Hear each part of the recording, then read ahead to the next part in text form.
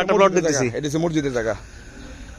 এটা মসজিদের জায়গা। হ্যাঁ, এই বাম পাশেটা মসজিদের জায়গা। মসজিদের জায়গা। এরপরে হচ্ছে আপনার এই যে 8 ফিট রাস্তা দিয়ে, এই যে এটা প্লট, এই যে এই রাস্তা দিয়ে ঢুকবো।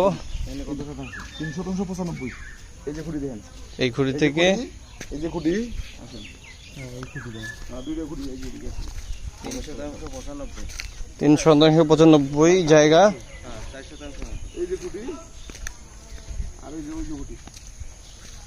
এটাও আমরা বটতলির ভিতরে ঢুকতেছি। এত ছোট জায়গায় হবে না, মসজিদ তো মসজিদের জায়গায় করাই আছে, ওনাদের মসজিদের জায়গা আর কি।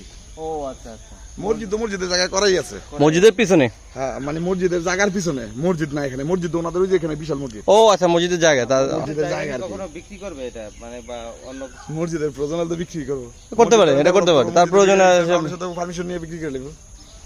ওয়াকফ না, ওয়াকফ থেকে বিক্রি করবে। একবার অক্ফ, এটা মসজিদ থেকে খালি। এখানে তো মসজিদ হবে না। না না না, মসজিদ তো এখানে বিশাল বড় মসজিদ, ওনাদের গোষ্ঠী মসজিদের জায়গায় না। এতটুকু জায়গায় মসজিদ হবে না, তাহলে এটাও নিবে। হ্যাঁ, না এটা তো অসম্ভব, এটা তো ব্যক্তি মালিকানা জায়গা, আর এটা হচ্ছে মসজিদ অফকৃত জায়গা। আর আচ্ছা, ওনাদের যে মসজিদ আছেই। আচ্ছা আচ্ছা, বেজে শুধু ওরে বেচবে না, সামনেটুকু বেচবে না। এখন মসজিদের জায়গাটা তাদের বেচার রাইট নাই। অনেক ধরেন, মনে করেন আপনার আজকে আপনি জায়গাটা কিনছেন, 2 বছর পরে মসজিদটা ধরেন দোতলা করবো, প্রয়োজন হয়েছে। যদি একটা বিল্ডিং এ দোতলা করতে গেলে কিন্তু সহজ ব্যাপার না, যে চাইলেই সম্ভব। ওনাদের প্রয়োজন ইসলামী ফাউন্ডেশন থেকে পারমিশন না বিক্রি করতে পারবো খারিজ করে, তখন যদি প্রয়োজনে বিক্রি করে আপনি নিতে পারবেন। এইটা তো রেট বেশি এলাকা, ভাই এটা দেখাইতেছেন বলেন 7 লাখ করে বুঝলেন, 7 লাখ করে না? হ্যাঁ, এটা তো স্টেট মার্কেট প্লেস। হ্যাঁ বুঝছি, রানিং স্পেসের সামনে মার্কেট প্লেস জায়গাটা।